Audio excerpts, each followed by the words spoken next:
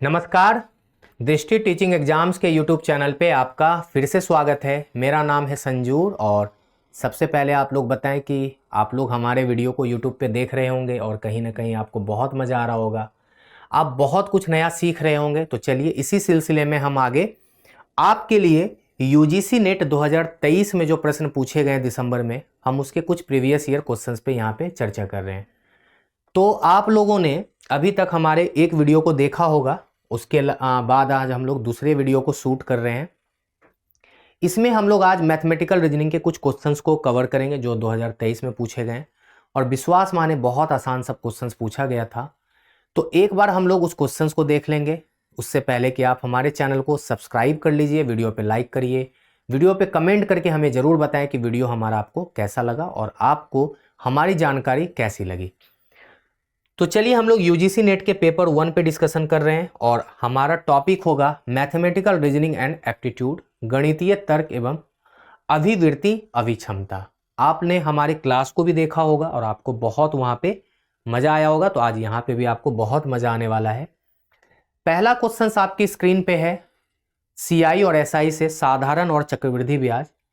एक धनराशि साधारण ब्याज की दर से 4 वर्षों में 2016 और 9 वर्षों में 2286 हो जाती है तो मूलधन क्या है? ऐसा क्वेश्चंस मैंने कराया है, आपको याद हो तो। देखो, 4 वर्षों में 2016 होना और 9 वर्षों में 2286 होना, मैंने आपको सिखाया था कि इसमें जो 5 साल का अंतर आया है उसी वजह से ये ब्याज यहाँ पे बढ़ के 270 रुपये ब्याज बढ़ गया। मैंने आपको सिखाया था कि साधारण ब्याज के केस में ब्याज हर साल समान होता है। इसका मतलब है कि कहीं ना कहीं 5 साल का जो ब्याज है वो 270 है, तो हम कह सकते हैं कि 5 साल का ब्याज 270 तो 1 साल का ब्याज 54 रुपये के बराबर है। मतलब 1 साल में ब्याज 54 रुपया लगा है और साधारण ब्याज में हर साल ब्याज समान होता है, चाहे 100 साल तक ब्याज लो आप। मतलब जब 1 साल में ब्याज अगर 54 रुपया मिला है तो 4 साल में ब्याज कितना लगा होगा मेरे भाई? तो 4 साल में ब्याज लगा होगा 54 गुना 4, 4 चौके 16, 5 चौके 20, 1 21, 216 रुपये। 4 साल में ब्याज लगा है 216। ये राशि 4 वर्षों में 2016 हो जाती है। इसका मतलब है ये जो 2016 है वो क्या है? मिश्रधन है। इसमें मूलधन और ब्याज दोनों ऐड है, मूलधन और ब्याज दोनों ऐड है। तो हम कहेंगे ना कि जब 2016 में मूलधन और ब्याज ऐड है, ब्याज आपका 4 वर्षों का 2016 दिया हुआ है, तो आप आराम से मूलधन बराबर नहीं बता देंगे? मूलधन बराबर मिश्रधन माइनस ब्याज ही तो होता है। मैंने फॉर्मूला दिया था आपको, अगर आपको याद हो। जब इसको कटाएंगे तो ये 1800 रुपये के बराबर आएगा। ऑप्शन नंबर ए में आपका उत्तर दिख भी रहा होगा। बताइए कितना साधारण सा क्वेश्चन है। इसी में हो सकता है रेट पूछ लेता, तो दर अगर पूछता तो नहीं निकाल लेते। दर बराबर क्या होता है? ब्याज गुना 100 बटे मूलधन 1800 और गुना समय 4। सॉल्व करिएगा तो आंसर हो जाएगा 18 का 18 2 12, 4 तिया 12। दर हो जाएगा 3%, मूलधन हो जाएगा 1800। अगर दर भी पूछता तो 3% हो जाता। यहां हम कर देते हैं मूलधन एवं दर।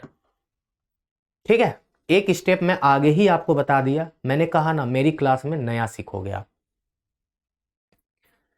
एक दूध वाले के पास दूध का मिश्रण है जिसमें दूध और पानी का अनुपात 7 और 4 है। वह इस मिश्रण से 55 लीटर बेच देता है। उस मिश्रण में 20 लीटर शुद्ध पानी मिलाता है। अब वह अनुपात दूध और पानी का 7 और 6 हो जाता है। इस मिश्रण की नई मात्रा ज्ञात कीजिए। देखो, क्वेश्चन एकदम आसान है, बस आपको तंग किया है। वो दूध और पानी का जो अनुपात है ना, वो है 7 और 4। भाई वो 55 लीटर बेचे या 150 लीटर बेचे, उससे मतलब नहीं है भाई। अगर 55 लीटर बिका है तो 7 और 4 के अनुपात में निकल के बिक गया होगा। जितना दूध और पानी है उतना ही तो अनुपात में बिका होगा ना। तो ये बात एकदम बकवास है, इस बात का कोई लेना देना नहीं था। जो बच्चा नहीं समझा होगा वो इसको लेके तनाव लिया होगा, छोड़ दीजिए, इससे कोई लेना देना नहीं है। बिका तो बिका, जो बचेगा वो भी तो 7:4 में ही होगा ना भाई। मान लेते हैं कि 55 लीटर बिक भी गया। सपोज कर लेते हैं कि 100 लीटर दूध और पानी था, 55 बिक भी गया तो 45 लीटर बचा। तो भाई 45 लीटर जो बचा है वो भी तो 7:4 में ही है ना, तनाव क्यों लेना, तनाव क्यों लेना, तो छोड़ दीजिए। अब कह रहा है इसमें 20 लीटर शुद्ध पानी मिला दिया, शुद्ध पानी 20 लीटर। जैसे 20 लीटर शुद्ध पानी मिलाया ना तो अनुपात 7 और 6 का हो गया। अब देखो भाई, अनुपात 7:6 का हो गया। मेरी साथ बात समझो, आप पानी मिला रहे हो ना, दूध की मात्रा बदलेगी नहीं बदलेगी, पानी बदलेगा। आप देख भी पा रहे हो कि दूध यहां भी 7 था, यहां भी 7 है, लेकिन 20 लीटर पानी मिलाने से 4 से ये 6 हो गया, मतलब 2 बढ़ गया। हम कहें 2 बढ़े या 20 लीटर बढ़े, एक ही बात है। मतलब 1 यूनिट का मान 10 है। कह रहा है कि मिश्रण की नई मात्रा बता दो, बता दो। मिश्रण की नई मात्रा में क्या है भाई, दूध और पानी 7 और 6 में है, मतलब 7 + 6 13 मान है। तो 13 मान का मान 13 × 10 130 लीटर। बताइए इस क्वेश्चन में दम था, लोग x y z पता नहीं क्या क्या मान के बना रहे होंगे। कितना आसान क्वेश्चन था, मैंने सिखाया है रेशियो के अंदर आपको।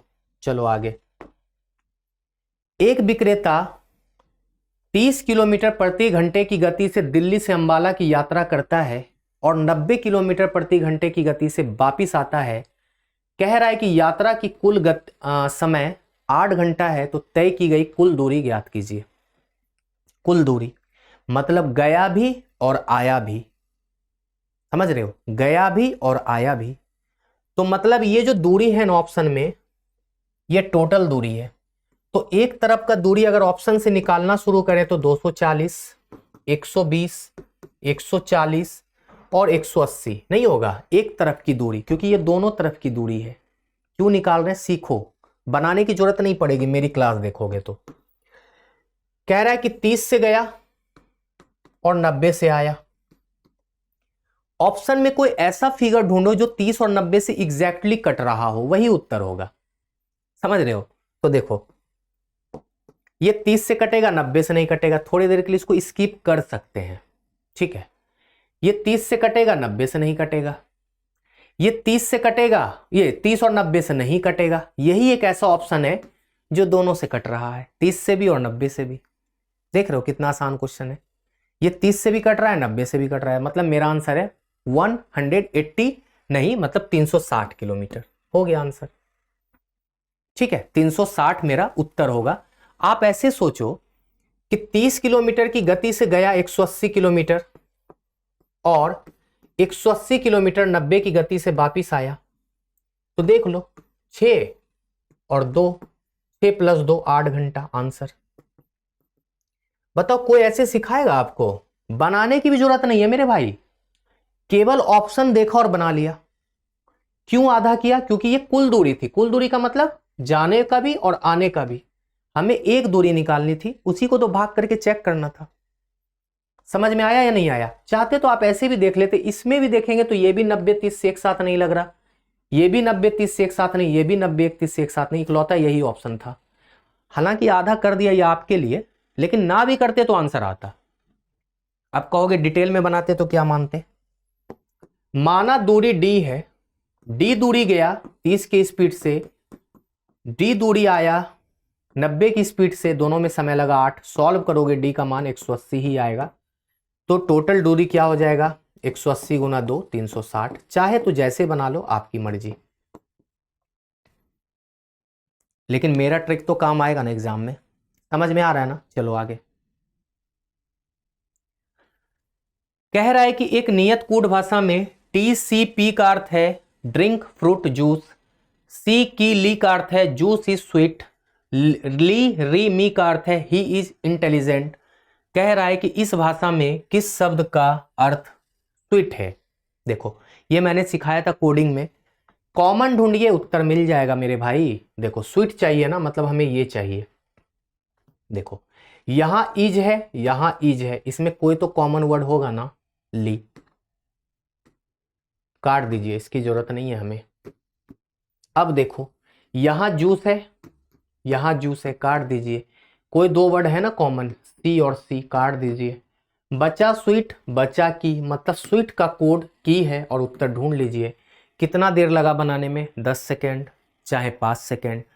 तो भाई देखिए, ऐसे ही क्वेश्चंस आपसे पूछे गए थे और विश्वास करें यूजीसी नेट 2023 से जितना आप लोग डर गए थे, मुझे लगता है कि बहुत आसान क्वेश्चन था। यहाँ पे मैंने लगभग 9 क्वेश्चंस, इसमें 3 से 4 क्वेश्चंस पूछे गए थे, मैंने कवर किया है और ये बहुत आसान था। तो इसी तरह हमारे वीडियो से जुड़े रहिए और हमारे चैनल से भी, चैनल को सब्सक्राइब कीजिए, वीडियो पे लाइक करिए, वीडियो पे कमेंट करिए और हमें ज़रूर बताइए कि आपको वीडियो कैसा लगा और आप आगे आने वाले वीडियो का भी इंतज़ार कीजिए। आपको इसी तरीके से 2023 के सारे प्रीवियस ईयर को करा दिया जाएगा इस चैनल के माध्यम से और कहीं ना कहीं आपको फ़ायदा इसको जून में दिखेगा। तो चलिए हम लोग इसी तरह मिलते रहेंगे अगले वीडियो में और इसी तरह आपको नए नए चीज़ों को सिखाते रहेंगे।